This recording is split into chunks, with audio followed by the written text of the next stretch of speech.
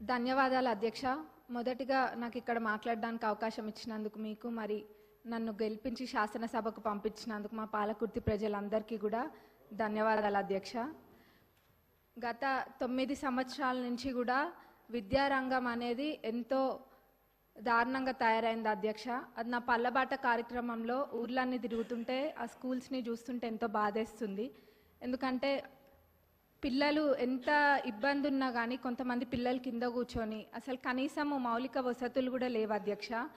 Toilets అయితే అవి ఎంత దారుణంగా ఉన్నాయంటే అక్కడ పిల్లలు అవి ఎట్లా యూజ్ చేస్తుండ్రు అన్నది చూస్తేనే చూసిన వాళ్ళకి బాధ అవుతుంది అధ్యక్ష. కొన్ని చోట్లనేమో అసలు టాయిలెట్సే లేవు, కొన్ని చోట్ల ఉంటే మెయింటెనెన్స్ లేదు, ఇంకొన్ని చోట్లనేమో అసలు ఎన్ని రిపేర్స్ ఉన్నాయంటే అధ్యక్ష అది పట్టించుకున్న నాదుడే లేడు అధ్యక్ష గత 10 సంవత్సరాలలో కూడా. మరి ఇదే కాకుండా అధ్యక్ష స్టాఫ్ ప్రాబ్లం కూడా చాలా ఉంది అధ్యక్ష. మరి ఇవన్నీ కూడా మరి గత 10 సంవత్సరాలు ఎడ్యుకేషన్ అంత వెనకాల ఎందుకు వేసిండ్రో అర్థం కావట్లేదు అధ్యక్ష. వేర్లు మంచిగా ఉంటేనే చెట్టు మంచిగా ఉంటుంది. మరి అసలు ఆ వేర్లే మంచిగా లేనప్పుడు మరి ఇంకా ఏమవుతారు, పిల్లల భవిష్యత్తు ఏం కావాలి అధ్యక్ష. మరి గవర్నమెంట్ స్కూల్స్ ఒకప్పుడు ఎంత మంచిగా ఉంటుండే అధ్యక్ష. ఇప్పుడు ఆ గవర్నమెంట్ స్కూల్స్కి పంపించాలంటే ఎంత లేనోళ్ళు కూడా ఆలోచిస్తుండ్రు అధ్యక్ష. అంటే వాళ్ళకి ఆర్థికంగా ఎంత భారమైనా కానీ ప్రైవేట్ స్కూళ్ళకి పంపించుకుంటుండ్రు అధ్యక్ష. ఎందుకంటే అక్కడ పోతే ఎటువంటి వసతులు లేవు కాబట్టి. కానీ ఇప్పుడు అయితే అధ్యక్ష మన ప్రభుత్వం అధికారంలోకి వచ్చినాక ఈ విద్యారంగం అనేది క్రమంగా మెరుగుపడుతుంది. అట్లనే ఇంటిగ్రేటెడ్ స్కూల్స్ అనేది కూడా నియోజకవర్గానికి ఒక ఇంటిగ్రేటెడ్ స్కూల్ ఇస్తా అనడం కూడా ఎంతో సంతోషంగా ఉంది అధ్యక్ష. అది అందరు పిల్లలు కూడా సామాన్యులు కూడా అందరూ ఇంటర్నేషనల్ స్కూల్స్లలో చదువుకున్న విధంగా అక్కడ చదువుకుంటారు అధ్యక్ష. మరి ఆ విధంగానైనా ఈ విద్యారంగం అనేది కొంచెం మంచిగా అవుతుంది అధ్యక్ష.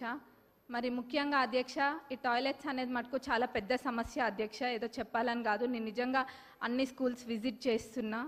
మరి గతంలో వాళ్ళు చేయలేంది మన ప్రభుత్వంలో చేసి చూపిస్తామన్న నమ్మకం నాకుంది. అది ఖచ్చితంగా కూడా చేస్తాం అధ్యక్ష.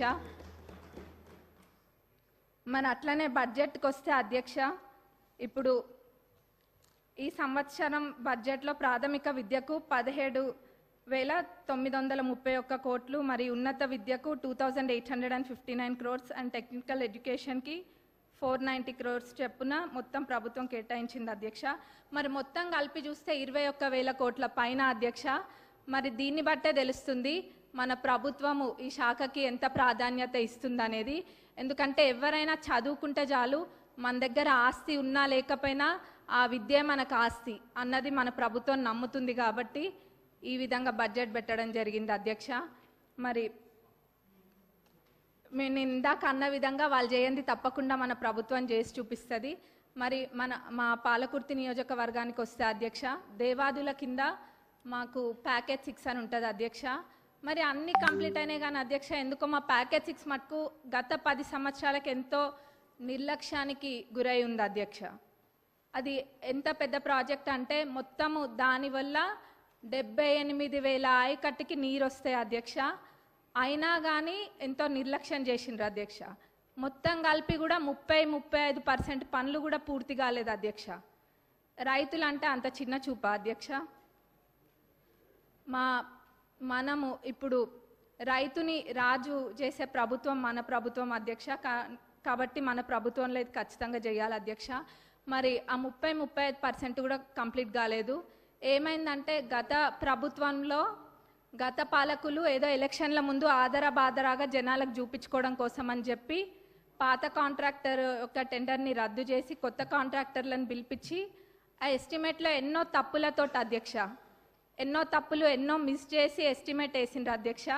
మరి అప్పుడుతో పోలిస్తే జిఎస్టీ కూడా మరి 12% నుంచి ఇప్పుడు 18%కి పెరిగింది అధ్యక్ష. ఇట్లా ఎన్నో ఇబ్బందులతోటి ఈ కాంట్రాక్టర్లు కూడా పనులు చేయలేకపోతుండ్రు అధ్యక్ష. కాబట్టి ఈ పాత ఎస్టిమేట్ని కొంచెం సవరించి కొత్త ఎస్టిమేట్ తయారు చేసి అట్లనే పనులని ప్రారంభించాలని చెప్పి మీ ద్వారా గౌరవ ఇరిగేషన్ మినిస్టర్ గారిని మరి గౌరవ సీఎం గారిని కోరుతున్నాం అధ్యక్ష.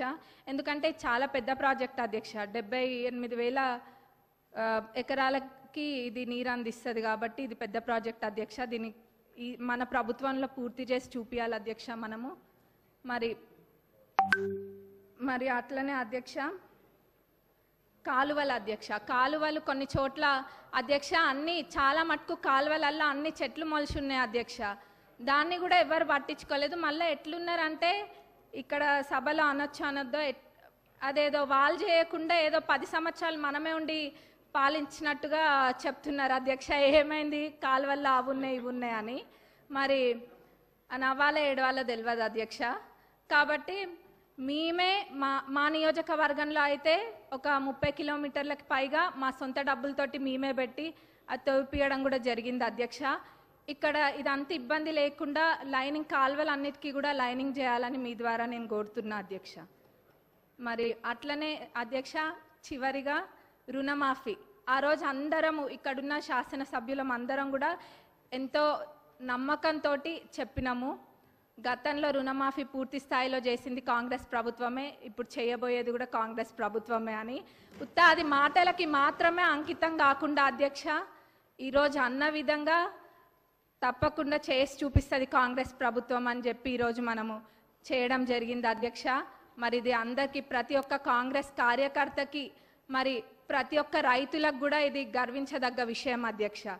మరి మన గౌరవ అగ్రికల్చరల్ మినిస్టర్ గారిని మరి మన డిప్యూటీ సీఎం గారికి మా నియోజకవర్గ ప్రజలందరి తరపున ధన్యవాదాలు తెలియజేస్తున్నా అధ్యక్ష. నాకు ఇక్కడ మాట్లాడే అవకాశం ఇచ్చినందుకు మరొకసారి ధన్యవాదాలు తెలుపుతూ ముగిస్తుంది.